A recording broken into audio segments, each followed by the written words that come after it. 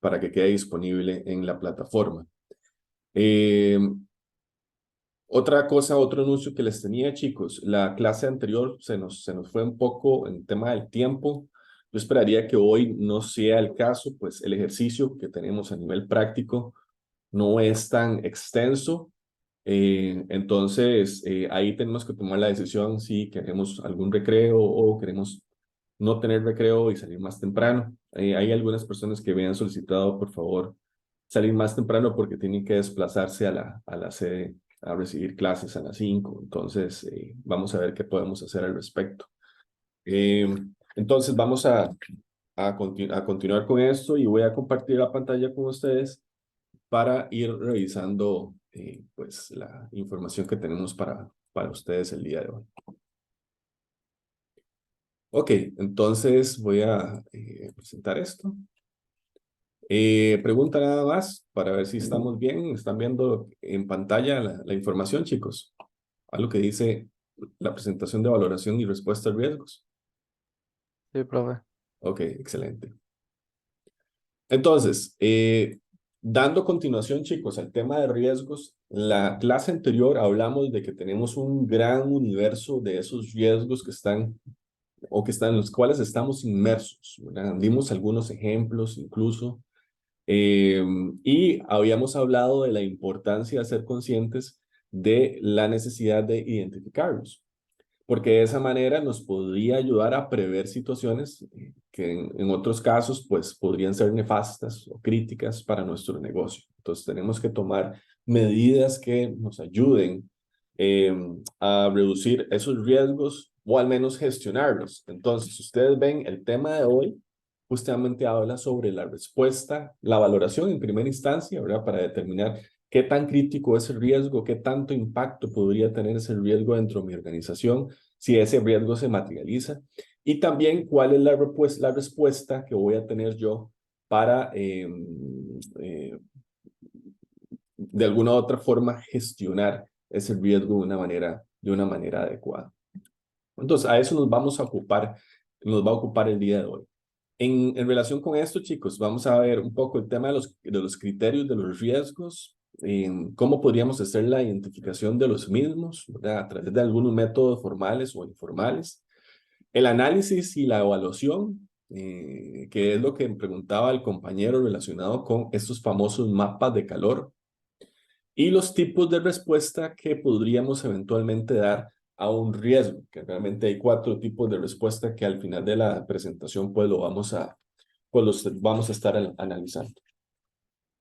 Entonces, en esta parte de los criterios del riesgo, chicos, es importante saber qué es gestión del riesgo, empezando por ahí. Y si ustedes ven, es un proceso que se beneficia de un enfoque estructurado. Es decir, ser conscientes de ese conjunto de riesgos y tener una estructuración o una sistematización de de cómo la empresa podría, de alguna u otra forma, trabajar ese conjunto o ese universo de riesgos que tenemos en la organización. Estos criterios de riesgos, chicos, si ustedes ven, la Filmina habla de que es una técnica de análisis que permite dar significado a los riesgos y permite también establecer 2 conceptos que habíamos visto incluso en la clase anterior, que era el tema de apetito y tolerancia al riesgo. Y estos criterios podrían ser cualitativos o cuantitativos, es decir, cualitativos en el elemento de definir el riesgo de una manera no contable, ¿verdad? Y cuantitativo es algo un poco más numérico. También es importante que estos utilizan una técnica que se aplica para todos los riesgos organizacionales, es decir, el reconocimiento de todos ese universo de riesgos que tenemos como empresa u organización y refleja las áreas más relevantes en función de los objetivos empresariales. Recuerden que nosotros como organización tenemos un core de negocio o algunos procesos que son claves, otros que son de apoyo, otros no tan importantes. Entonces, a veces el foco de la importancia o de la revisión de los riesgos está en función también de los procesos críticos del negocio, ¿verdad? ¿Qué es lo que podría paralizar a mi empresa o lo que no. Entonces tenemos que también poner en una balanza cuáles son esos elementos críticos y cuáles son unas actividades que tal vez no tienen tanta relevancia o importancia y que podrían perfectamente ser afectadas por el riesgo, pero no generar impactos importantes en el progreso o en el día a día de la organización. Vean ustedes este cuadro que me parece a mí que refleja muy bien el tema de los criterios de impacto y recuerden que están en función del apetito del riesgo, si ustedes ven aquí, del apetito y la tolerancia a los mismos. Entonces, si ustedes ven en este cuadro o en esta matriz, tenemos área y después tenemos diferentes niveles, bajo, medio, alto. Y por ejemplo, aquí en el área tenemos tres grandes componentes. Uno que es la reputación de una organización, que es la imagen que proyecta la organización. Y bajo podría ser, ok, lo que dice acá es que no existe o con un nivel de esfuerzo muy bajo podríamos recuperarnos. Por ejemplo, ese impacto se limita a pocos clientes internos. Recordemos que podría ser que sea una mala noticia dentro de la organización, que se haya fugado información, que se haya generado un chisme, etcétera, y que de alguna u otra forma eso se podría contener dentro de la misma organización y no tener problemas hacia lo externo. Pero vean cuando ese problema se extiende hacia otras dimensiones, entonces se podría generar una pérdida de reputación de características medias, en donde dice que la reputación se daña y existe algún esfuerzo o un gasto importante para volver a recuperarse. Sin embargo, dice que el impacto es limitado a un área específica del mercado, es decir, algunos clientes, a través de esta información de la reputación dañada, migraron hacia otra compañía, pero fueron algunos pocos. Y si ustedes ven, existe también un nivel alto que ahí sí la imagen de la compañía quedó completamente dañada y todas las áreas de mercado son afectadas, es decir, hay un impacto importantísimo en la gestión de la organización. Hay muchos ejemplos de daño a la reputación, chicos. Ahorita recuerdo, se me viene a la mente, por ejemplo, uno que es tal vez no organizacional, bueno, sí organizacional porque fue por ejemplo, recuerden el caso del Deportivo Saprissa y Justin Campos por un tema eh, de racismo. Está involucrado Javon Is, el jamaiquino. Y fue un impacto importante para la imagen del Deportivo Saprissa. Sin embargo, podríamos clasificarlo como tal vez como tipo medio, pero el que sí se llevó el impacto alto, ¿verdad? En ese sentido fue el entrenador, que al final de cuentas fue despedido de la organización justamente por esos comentarios que se habían generado. Si ustedes ven, chicos, aquí hay otros, por ejemplo, pérdida de los principales clientes. Este es un hecho crítico, importante y por tanto digno de atención para cualquier organización, independientemente del área en el que se desempeñe. Y por ejemplo, si ustedes ven, podrían categorizar, y esto es el tema de la gestión, ¿verdad? Si nosotros conocemos cuáles son nuestros riesgos, podríamos pasarlo por el tamiz o por el filtro de este tipo de análisis, colocarlo en este tipo de plantillas y entonces tener, bueno, cuál es mi apetito del riesgo, cuál es mi tolerancia, cuál es el impacto si ocurriese algún X o Y fenómeno en mi organización. Entonces, este ejercicio es básico, vital, para saber en qué momentos se disparan, ¿verdad? Otros tipos de eventos en donde como organización o como tomadores de decisiones, pues tenemos que echar a andar pues otros mecanismos y otras herramientas. Por ejemplo, vean ustedes en este tema de la pérdida de los clientes. La reducción de clientes menor a un 1% hasta por 30 días debido a la pérdida de confianza. Eso es un hecho tolerable. Ven que lo colocan a nivel bajo. Pero ¿qué pasa si esa reducción ya no es del 1, sino que está entre el 1 y el 5% y es hasta por 30 días? Bueno, ahí se empieza a tornar un poco complicada o por lo menos a generar preguntas sobre qué podría estar pasando y qué podríamos nosotros hacer como para contrarrestar lo anterior.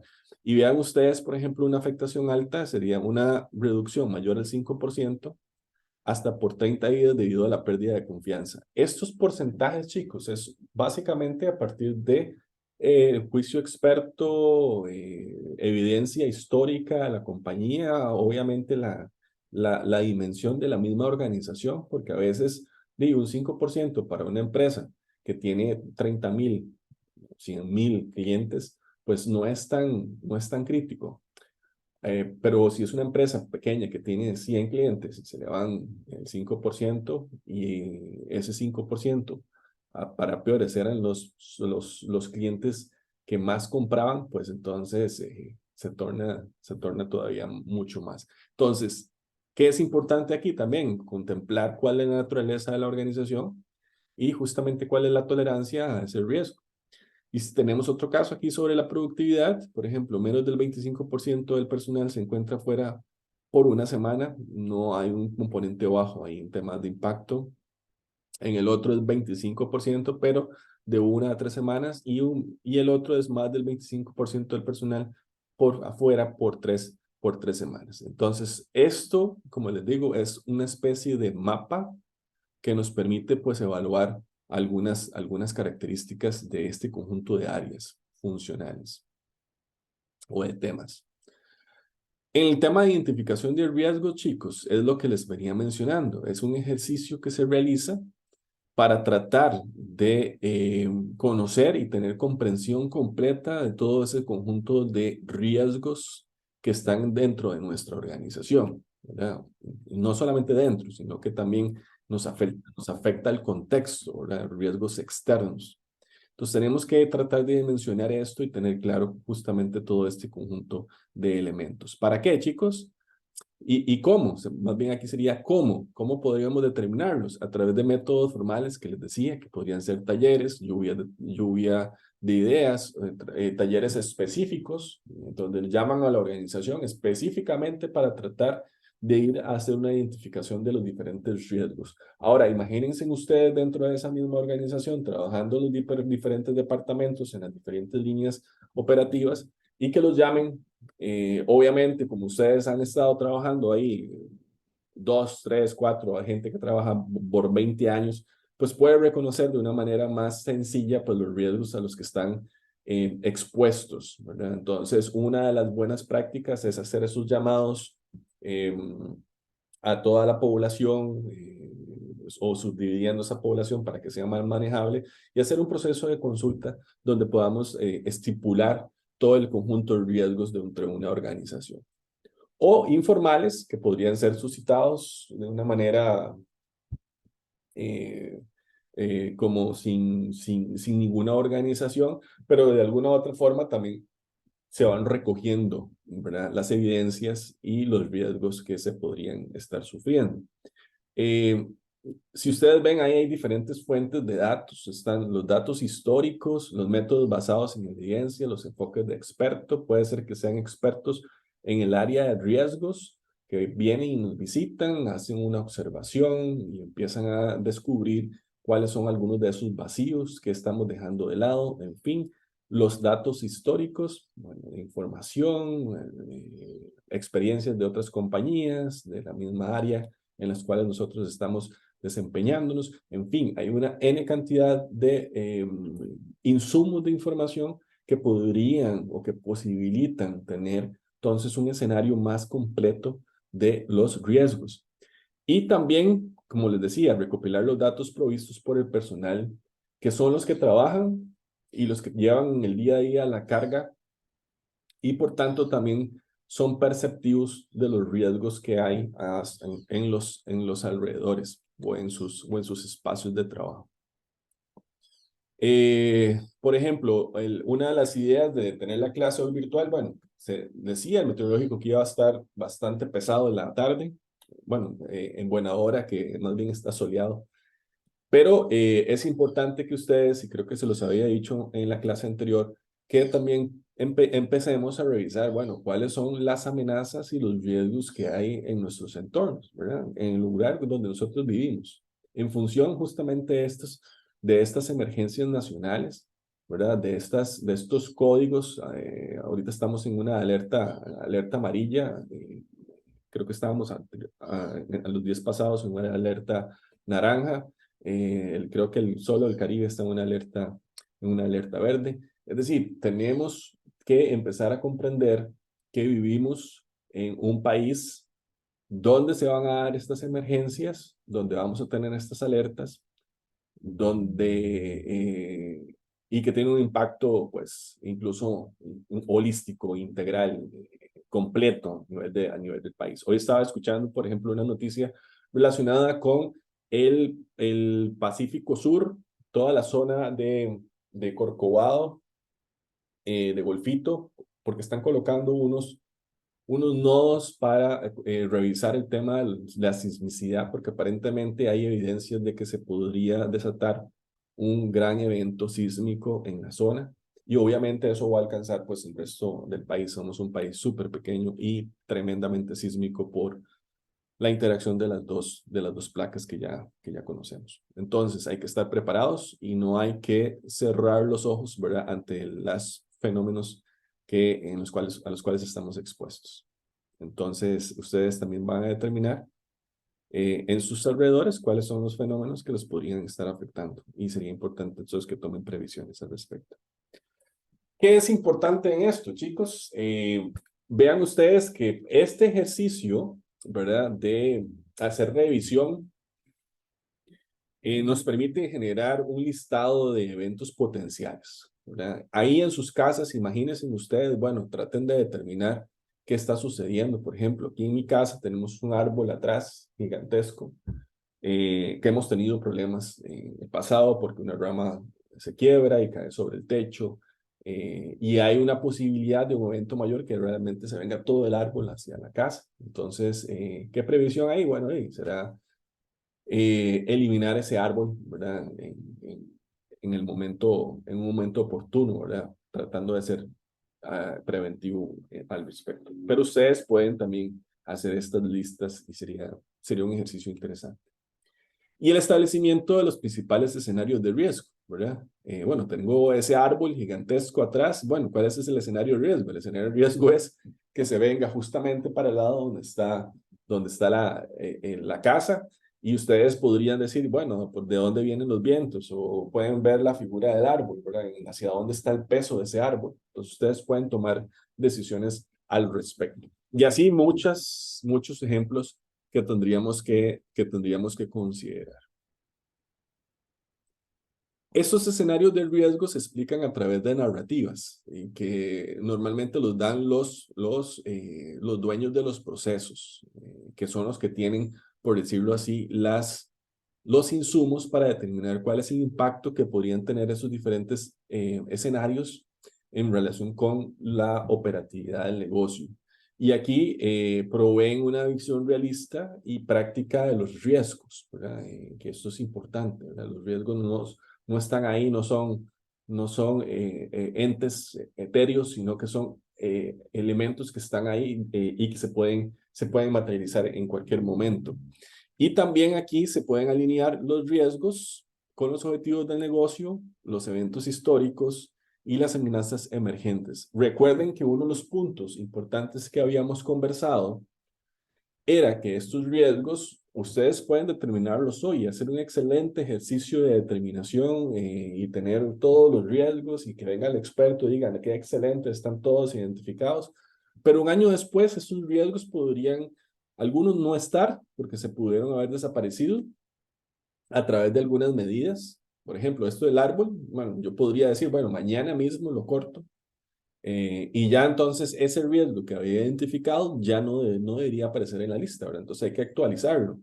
Pero resulta ser que hay otro riesgo adicional que se generó, que se me ocurre que podría llegar un enjambre de abejas y hacer su panal ahí. Entonces ya tengo un riesgo relacionado con esas avispas, etcétera, etcétera. Entonces tenemos que hacer revisión constante de nuestros entornos y de esos riesgos emergentes. Entonces no es algo estático, chicos, esto también es importante, no es algo estático. Hay algunos enfoques que también podríamos valorar el enfoque top-down y el bottom-up, que básicamente lo van a ver en muchas de la literatura, chicos. Posiblemente estos dos términos se han utilizado abundantemente para explicar diferentes fenómenos. Se entiende el top-down como de arriba hacia abajo y el bottom-up desde abajo hacia arriba. Son términos en inglés. Y lo que mencionan es que, por ejemplo, en el top-down, en este caso particular de riesgos, habla de que se necesita identificar los riesgos relacionados con los elementos estratégicos, con la estrategia general de la organización, desde lo más general hasta lo más específico. Y el bottom-up empieza de la especificidad de las actividades operativas o de TI, y a partir de ahí determina los riesgos. Entonces son dos enfoques importantes e incluso cuando se habla de gestión, ¿verdad? Y implementación de cambios, del cambio incluso en una organización, se habla también de estos dos componentes y la importancia de tener la alta gerencia involucrada en todos estos procesos, porque los procesos de top-down normalmente son más eficientes que los bottom-up cuando se habla sobre implementar cambios dentro de una organización. Vean ustedes, chicos, aquí tenemos algunos, bueno, es una explicación gráfica, lo que acaba de mencionarles del bottom-up y el top-down. Y también los escenarios de riesgo, ¿verdad? Que podrían ser varios, desde los actores, que existen los actores, pueden ser que eso se generen a partir de actores internos de la organización o a partir de actores externos, ¿verdad? Que provoquen un X o Y riesgo o contratiempo desde la motivación, ¿verdad? A veces esta motivación no hay motivación, sino que es básicamente algo accidental, otros con dolo o con planificación. El tipo también de evento, ¿verdad? Si ese evento nos va a generar pues un impacto importante. En función de los recursos, puede ser que sea a nivel de infraestructura o a nivel también de infraestructura de tecnologías de información. El efecto que va a tener eso, ¿verdad? Que tanto si es crítico o si es leve, y el timing, que podríamos decir que está relacionado con el tema tiempo, que es básicamente entender con qué frecuencia está ocurriendo ese fenómeno, por cuánto tiempo ocurre. Eso también es importante pues determinar cuando estamos conversando sobre el tema de riesgos. Ahora, algunas consideraciones generales en relación con esto de los riesgos, chicos. Vean que hemos ya trabajado dos clases, básicamente, trabajando en riesgos, pero el tema de riesgos es bastante amplio. Incluso, ¿verdad? Por ejemplo, en la administración de proyectos, hay una certificación relacionada solamente con el tema de riesgos. Es decir, ustedes pueden ser especialistas en riesgos. También pueden ser especialistas en riesgos de características financieras. Es decir, el riesgo es una área de desarrollo importante para nosotros como administradores de empresas y, y podría ser algo interesante para explorar si a ustedes les llama la atención el tema de evaluación y el tema de riesgos. ¿Y por qué es importante esto, chicos? Porque si ustedes ven, el impacto de estos riesgos podría ser considerable dentro de una organización. Entonces, es crítico entenderlos y también tener los profesionales adecuados para hacer registro, llevar control, en fin, que entiendan el tema de riesgos en todas sus dimensiones. Deben ser de alto nivel y holísticos. Hay algunos riesgos que ustedes pueden decir, bueno, es un riesgo menor, el riesgo de, no sé, se me ocurre, o hay algunos riesgos personales, ¿verdad? No sé, tal vez no son tan significativos. Por eso se habla de riesgos que podrían tener un impacto dentro de la organización, un terremoto, una falla en la línea de producción, son riesgos significativos. Tal vez que se tapó un baño, ¿verdad? Tal vez no es un riesgo tan relevante. Es para como especificar un poco cómo podrían verse estos elementos. No deben ser causas ni factores, sino eventos específicos que consideren el contexto interno y externo. Esto es otro de los elementos importantes. Se incluyen todas las amenazas posibles. Por eso les digo que tiene que ser una revisión completa e integral. Y se trata de identificar, no estamos en esta fase en la valoración, sin embargo, cuando pasamos a los mapas de calor, que ahorita en las próximas fininas los vamos a ver, sí se hace una evaluación del impacto y de la probabilidad de la ocurrencia de estos riesgos. Entonces, creo que también es importante tenerlo en cuenta.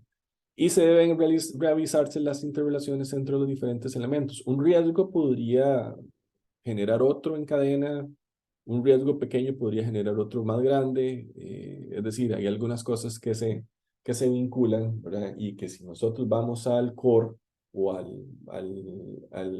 la causa raíz de eso, pues podríamos cortar muchísimas situaciones, evitarnos situaciones. En el análisis y evaluación, chicos, aquí el propósito es separar según relevancia los riesgos, ¿verdad? ¿Cuáles son los riesgos más importantes y otros que son menos importantes e incluso clasificarlos de una manera descendente o ascendente, como ustedes quieran verlo, pero por lo menos que los más importantes, los que están generando mayor impacto, queden al principio de la lista, para que sepamos que esos son los riesgos más trascendentales y que eventualmente nos van a afectar de una manera considerable. Y eso nos permite evaluarlos y darles un tratamiento específico a cada uno.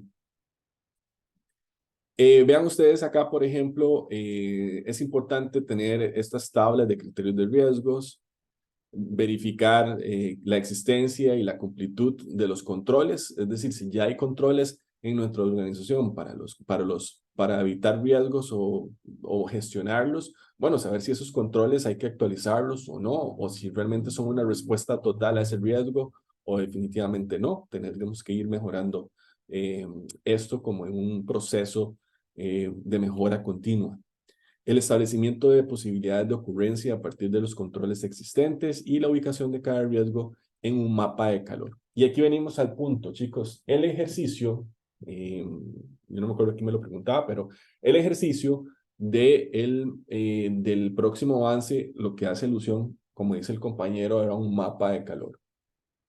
Entonces, creo que aquí podemos afinar un poquito el lápiz para que si ustedes tienen dudas sobre este elemento, pues lo podamos conversar y que ayudarles entonces con el informe.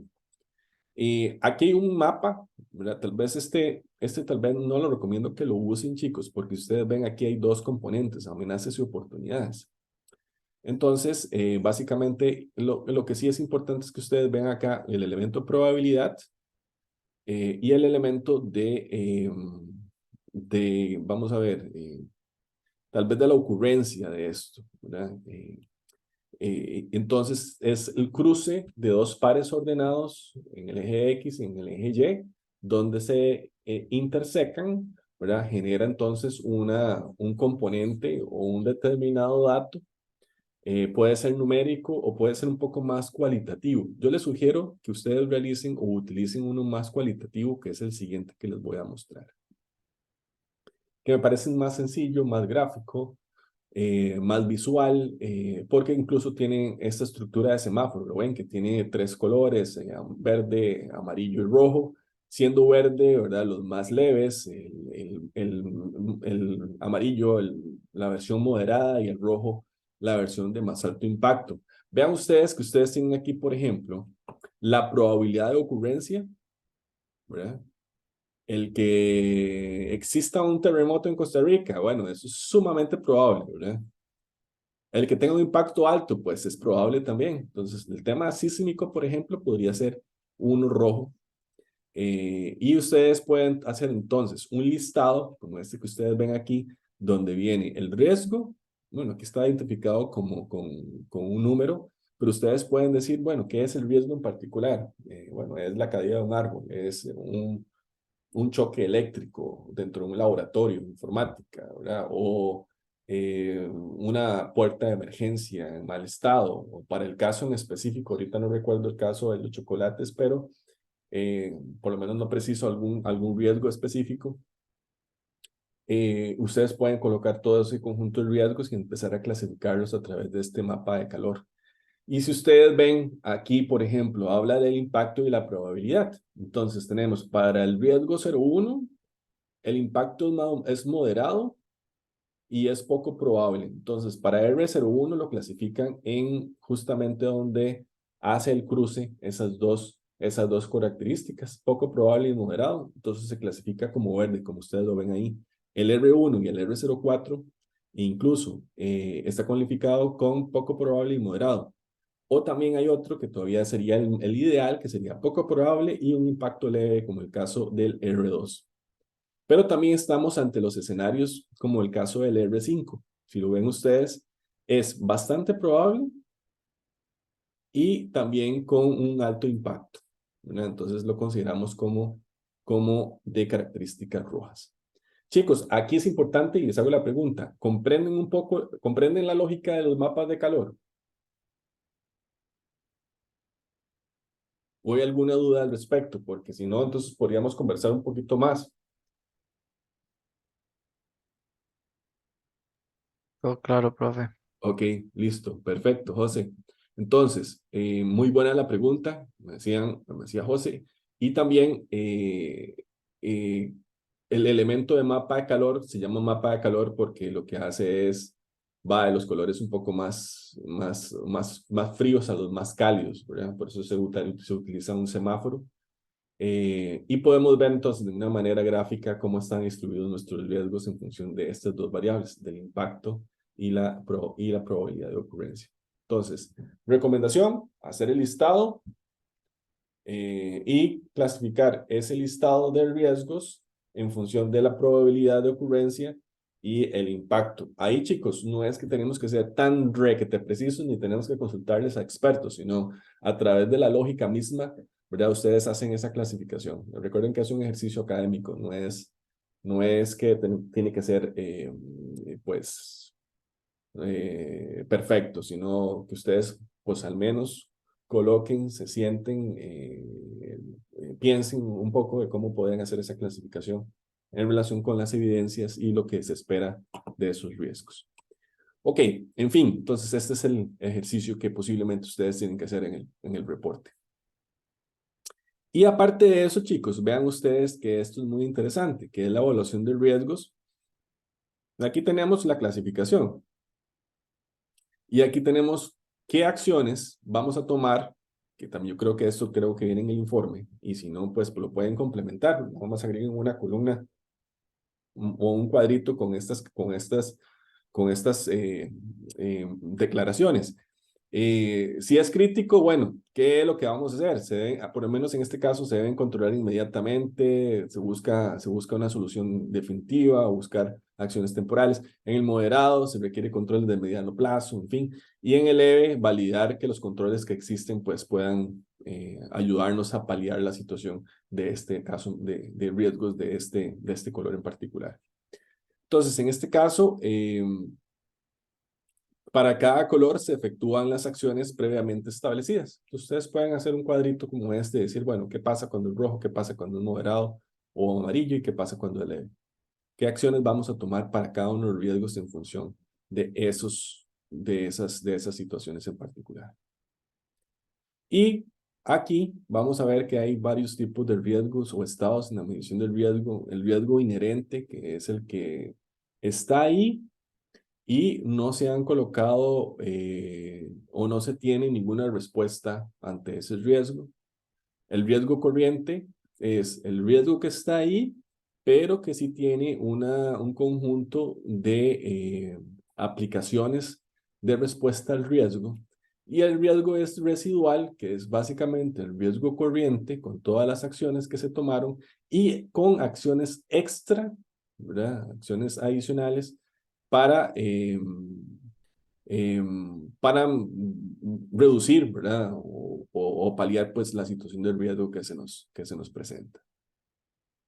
Ahora, el último de los temas para pasar al tema práctico, chicos, es el tipo de respuesta al riesgo. Y aquí vamos a tener que definir, son cuatro respuestas generales. Vean ustedes acá las respuestas clásicas, que tenemos ante el fenómeno de los riesgos. Uno de ellos es mitigar, que en otras palabras, hablando en castellano, es tratar de reducir. Otro es transferir, perdón, que es, ok, tengo el riesgo, lo identifiqué, pero bueno, voy a hacer que otra empresa corra con ese riesgo. Ahorita vamos a ver un ejemplo de eso. Evitar, sé que está el riesgo ahí, ¿verdad? Entonces lo que hago es, no voy a pasar por ahí. Sé que está el perro ahí, el pitbull, ¿verdad? Entonces lo que voy a hacer es darme la vuelta a la cuadra para no toparme con ese riesgo. Eso es una analogía, un símil que estoy tratando de usar para ejemplificar el caso. Y aceptar, bueno, ese pitbull está ahí, pero entonces yo acepto el riesgo, voy a pasar, voy a cruzar por ahí. Pero yo lo acepto, no es que ignoro el riesgo, es que estoy aceptando las consecuencias de previo de si sucede X o Y cosa. Entonces vean ustedes, por ejemplo, aquí habla de aceptar los riesgos, ¿verdad? Y consiste en tomar la decisión de no realizar ningún tipo de acción en función del riesgo. Y esto no quiere decir que no estoy consciente, más bien estoy consciente del riesgo, pero a partir de esa conciencia de que existe ese riesgo, decido no tomar ninguna decisión. Puede ser que sea el caso, un caso específico donde evitar ese riesgo salga más caro que la ocurrencia del mismo, ¿verdad? Lo que yo les había mencionado en la clase anterior sobre el tema de si alguien se metía a robar en financiero, recuerdan que a veces nos costaba más proteger eso que lo que realmente iban a sacar de las cajas. Entonces, eso es una de las posibilidades que tenemos, pero sí se puede definir un plan de contingencia para enfrentar. El mitigar, les decía que es otra forma de establecer o reducir el impacto y la probabilidad de ese riesgo, y se implementan antes de que el riesgo se materialice.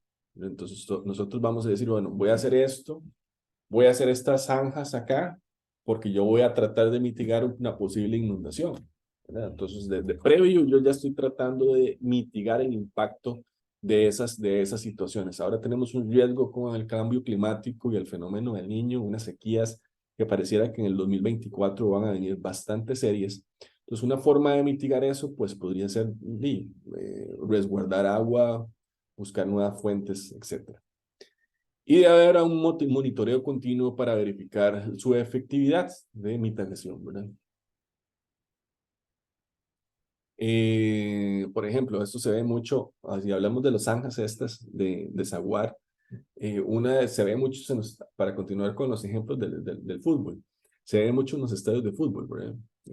Que tanto esas formas de desfogar el agua, pues mitigan ese impacto, ¿verdad? Hay algunos estadios, por ejemplo, recuerdo un partido que se iba a llevar en Liberia que se suspendió porque no daba abasto el sistema de drenaje, ¿verdad? Entonces eso es una forma de mitigarlo, pero no funcionó adecuadamente. Y por ejemplo, ayer que hubo partidos también, que estuvo lloviendo toda la tarde, los dos escenarios donde se generaron partidos ayer, lograron pues solventar la situación que de otra manera tuviesen que haber suspendido los partidos.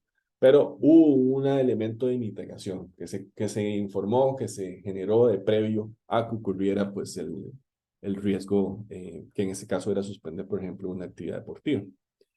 Luego está también el transferir los riesgos, que esto es muy práctico. Y por ejemplo, esto es todos los famosos seguros, ¿verdad? Ok, yo sé que tengo una infraestructura, una gran bodega, tengo un inventario ahí, un inventario de tela, se me ocurre, y que con un chispazo, pues eso alza llama y se va todo la bodega. Pero entonces lo que hago es, ok, tengo ese riesgo, es de alta, tal vez de un alto impacto, tal vez de una probabilidad baja, pero entonces lo que hago es transferir ese riesgo a través de una compra de un seguro donde yo asegure toda la infraestructura y todo mi inventario. Entonces, si pasa eso, si se genera un siniestro de esas características, si se quema toda mi bodega, pues al menos tengo un respaldo porque tercericé, porque transferí ese riesgo a una compañía. Obviamente eso tiene un costo importante, pero es una forma de mitigar pues el riesgo. Perdón, no mitigar, de transferir el riesgo. Y como ustedes ven aquí, la transferencia no elimina la responsabilidad de la organización sobre este riesgo en particular. Y por último tenemos evitar el riesgo, que significa no retirarse de la situación que genere ese riesgo, ¿verdad?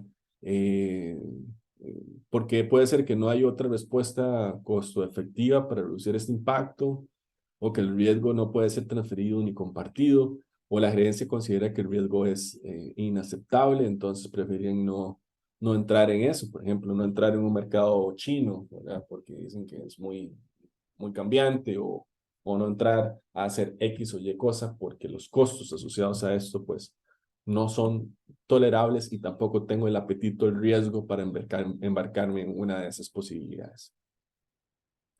Con esto pues terminamos entonces este tema, chicos, relacionados con el tema de riesgos.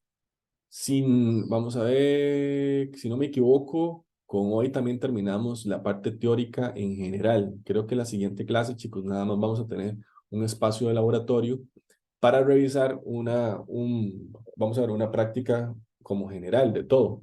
Pero creo, si no me equivoco, chicos, que pues ya con hoy completamos pues el tema teórico al 100%. ¿Hay alguna duda, comentario al respecto, chicos, sobre este tema antes de saltar a la práctica?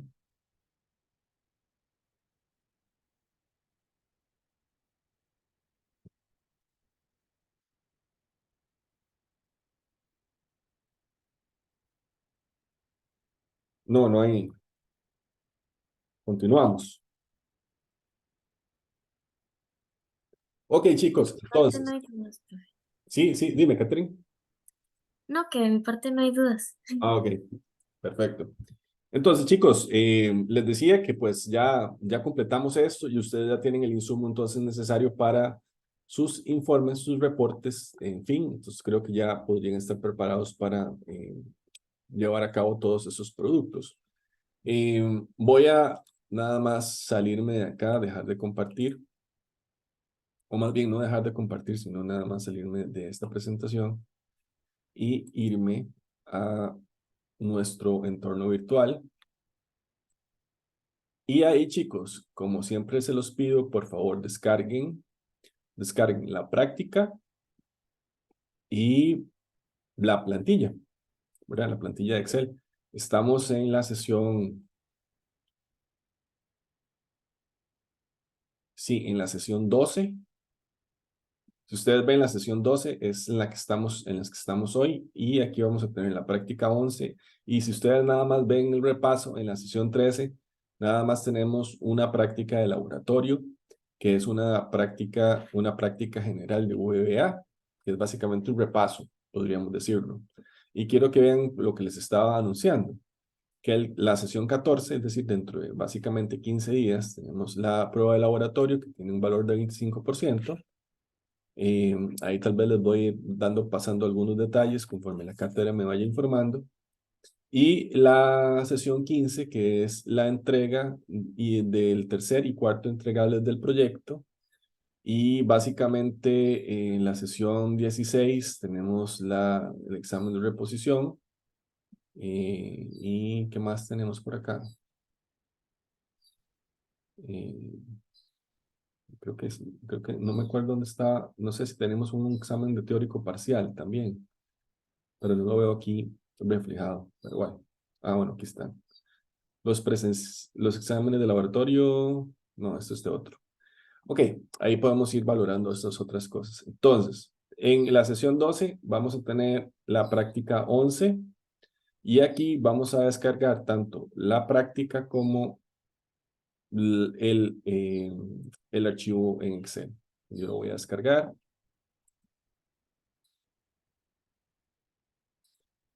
y lo voy a abrir.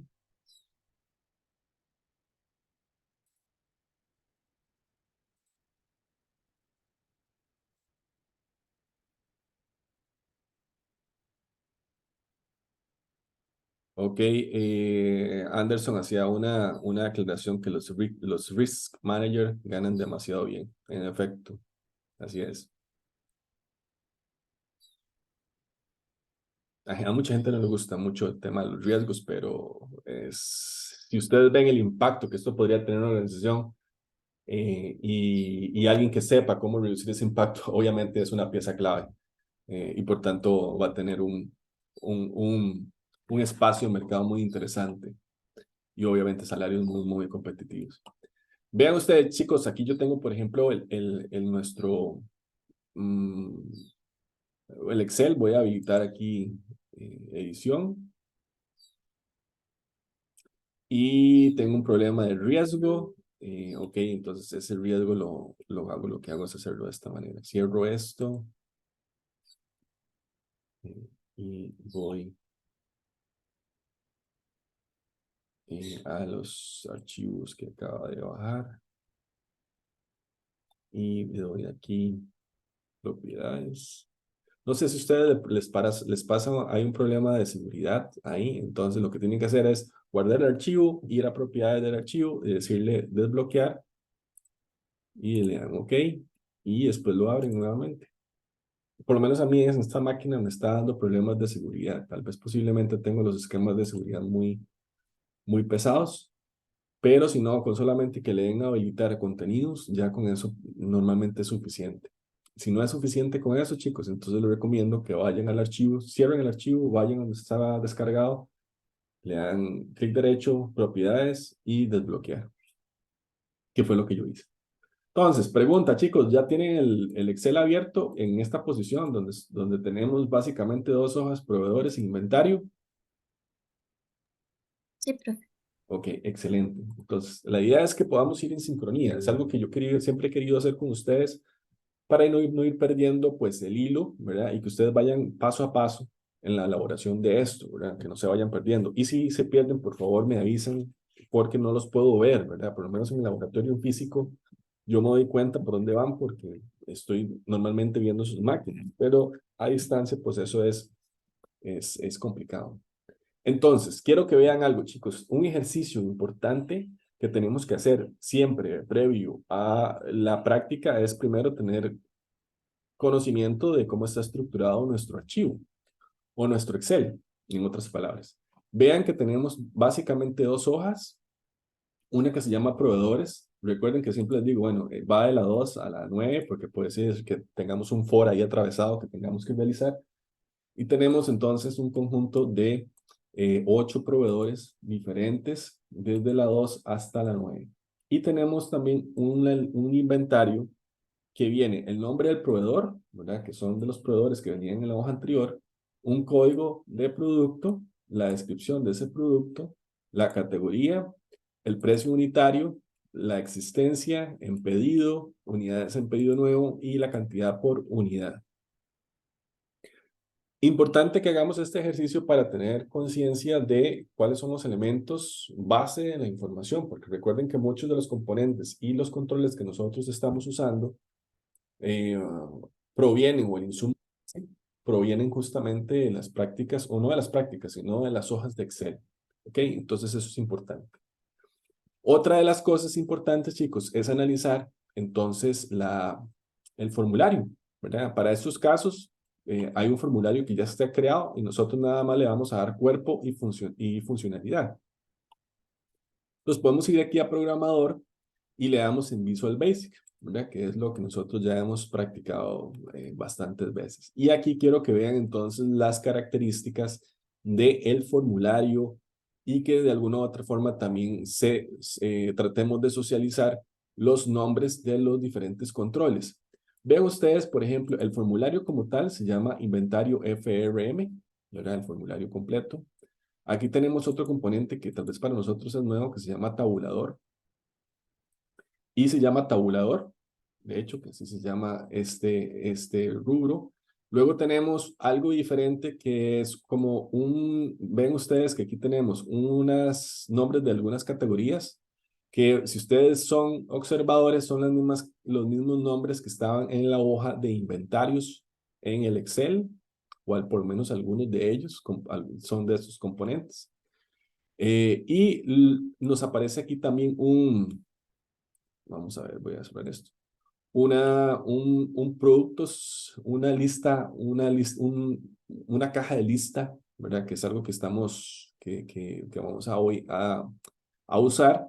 Y entonces aquí, chicos, imagínense ustedes que nos van a aparecer una n cantidad de líneas y que esto es, por decirlo así, de manera simplista, un combo box. Solo que recuerden que el combo box nosotros elegíamos de una lista. Aquí más bien la lista completa nos va a aparecer. Y en el combo box nada más teníamos el chance de elegir una columna, recuerden. O los datos que están en una columna.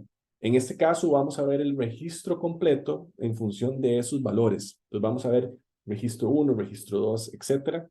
Y en función de esa línea va a tener el código, el producto, la categoría, el precio unitario, la existencia, el pedido y el pedido nuevo. Es decir, un combo box básicamente ampliado para ponerlo en unos datos más simplistas.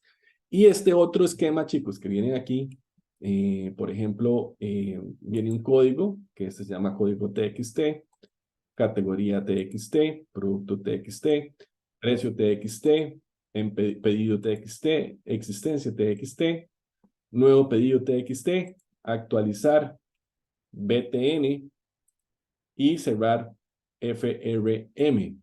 Entonces, con estos elementos, chicos, en claro, pues ya tenemos entonces el conjunto de los nombres de los diferentes controles y botones que van a interactuar dentro de nuestra programación. Recuerden que ningún botón debe estar por demás, tiene que ejecutar algo. Entonces, no, si, por ejemplo, eso pensando en el proyecto que ustedes tienen, ¿verdad? A veces pueden crear un montón de botones, pero y si no tienen componente o no hacen ninguna función, no deberían de estar ahí, ¿verdad? Entonces, eso es importante tenerlo en cuenta, que tengan funcionalidad.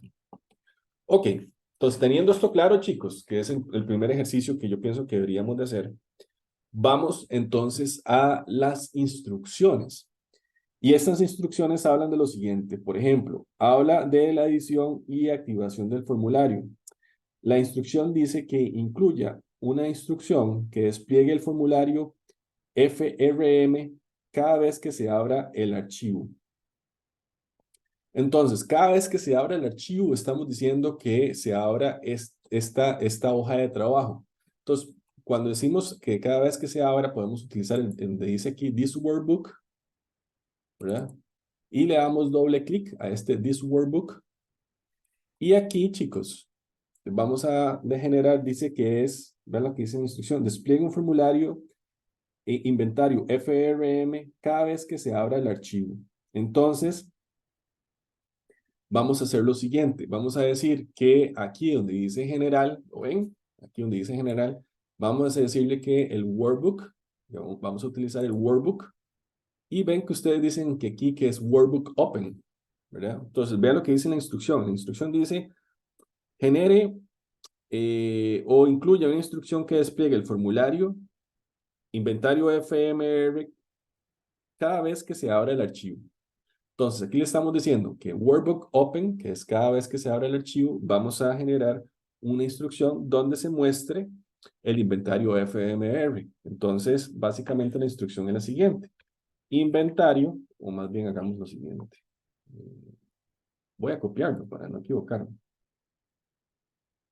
Vamos a ver si me permite, aunque lo voy a agarrar de aquí. Ok, y me voy al Visual Basic. Ok. Y aquí le digo que inventario FRM punto, ¿qué? Chicos, ¿recuerdan eso? ¿Cómo mostrábamos? No, ¿Cuál? show, Ajá, algo así. sí, show. Entonces, ese básicamente lo que nos dice es que nos está mostrando el formulario. ¿Qué está haciendo esta instrucción, chicos? Lo que nos está diciendo es que cuando nosotros cerremos el archivo Excel y volvamos a entrar al archivo Excel, lo primero que nos va a aparecer es el formulario ahí. Eso es. Entonces, si ustedes quieren hacer en sus trabajos, ¿verdad? En su herramienta algo similar, donde cuando abramos el formulario, básicamente utilicen esta instrucción. Abren el formulario y una vez le tira abren el archivo y una vez le tira el formulario correspondiente. Entonces, ya con esto cumplimos con la primera de las instrucciones. Vean la instrucción B, chicos. Vean la instrucción B. Dice, acceda al formulario FRM, el formulario FMR es este, y cambie las propiedades de los controles tal y como se detalla a continuación. ¿Recuerdan cuáles eran las propiedades de los botones? Este conjunto de elementos que aparecen en la parte izquierda inferior. Entonces, cada vez que yo me coloco sobre algún botón, me va cambiando el nombre de ese botón o de ese control y también adicionalmente, pues se genera toda la lista de propiedades que tenemos relacionadas con ese determinado botón que estamos escogiendo en ese momento. Entonces, vean lo que dice acá. Dice que para los controles actualizar BTN, que es este de acá, ¿lo ven? Marco de producto, que creo que es este. Ajá, este de acá. Este marco que Profe, disculpe, ¿puede ponerlo lo que estaba haciendo anteriormente? Es que se me fue el internet. Lo siento. repetir, ¿de dónde a dónde? ¿Hasta dónde estabas? En este Workbook Open, inventario, y ya hice. Ah, ok, ok. Digamos, ok, sí, ocupar la instrucción básicamente. Sí, Ok. Inventario FRM Show, nada más. Y sirve, ¿verdad? Cada vez, digamos, lo que hace, ¿verdad? A nivel práctico es, ok, cerramos el archivo, volvimos a abrir y automáticamente nos aparece el formulario. Eso es lo que hace esta instrucción en particular. Ahí lo tienes ya, sí, listo, profe, gracias. por ahí bien. Entonces, les decía que, por ejemplo, acá tenemos los botones y las propiedades de cada uno de ellos. Y vean lo que dice entonces, que actualizar BTN, que es este, el marco, que es este. Luego dice que el código TXT, que es este. Luego dice que la categoría TXT, que es esta, deben estar inhabilitados. Es decir, deberían de aparecer en gris o que no tengan función de momento. Los vamos a dejar inhabilitados. Entonces, ¿cómo hacemos eso, chicos? Vamos en orden, porque dice que actualizar BTN. Entonces, en este actualizar BTN hay una condición que se llama enable y la vamos a cambiar. Y si ustedes ven donde dice enable aquí, acá, dice true, se la vamos a cambiar por false. Ese es para actualizar BTN. Para el marco, que es este marco producto, vamos a hacer lo mismo, solo que en lugar de enable true, vamos a decir que es false. ¿Para qué más vamos a hacer esto? Para código TXT, le vamos a decir que es false. Para categoría TXT, que es esta siguiente, le vamos a decir lo mismo, solo que esta es false. Y listo, ¿verdad? Esa sería la siguiente de las instrucciones, ¿verdad? Algunos de los elementos están inhabilitados. Ven, por ejemplo, que aquí actualizar, el caption de actualizar aparece en grisito. ¿Lo ven? Entonces eso es prácticamente lo que estamos haciendo con la condición enable true o false, que es un elemento booleano o de apagado y encendido. Ok, en la 2 dice que cambie la propiedad multi-row del control tabulador a true. Entonces, vean ustedes que tabulador es este de aquí. Ven, aquí donde dice tabulador. Dice que hay un tema que se llama multi-row. Ok, multi-row dice que es este. Y que lo cambiemos a true. ¿Qué estamos haciendo aquí, chicos? Básicamente, por ejemplo, aquí vean que tenemos tabulador 1 y tabulador 2. Pero resulta ser que para este caso el ejercicio nos va a pedir que agreguemos una n cantidad de tabuladores. Aquí, ¿verdad? Entonces no van a caber en una sola línea. Entonces, digamos que sean 12 tabuladores. Entonces, en esta línea de tabuladores caben 5, si me ocurre, o 6. Entonces, ocupamos otra línea de tabuladores.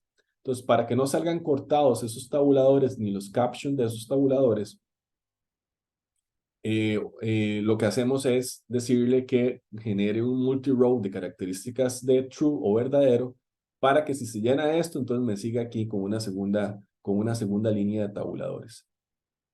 No sé si me explico, chicos. ¿Qué es esto del multi-row? Sí, Sí, profe. profe. Ok, listo. Entonces, eso es importante, ¿verdad? Porque entonces si tenemos aquí n cantidad de tabuladores, ¿verdad? Entonces me va a aparecer aquí más ordenado y en diferentes líneas. Se llena esta línea, pasa a la siguiente, a la siguiente. Entonces, multi-row le vamos a decir que es true, ¿Ok? Y vamos a decirle adicionalmente, no, básicamente eso es lo que dice en la instrucción.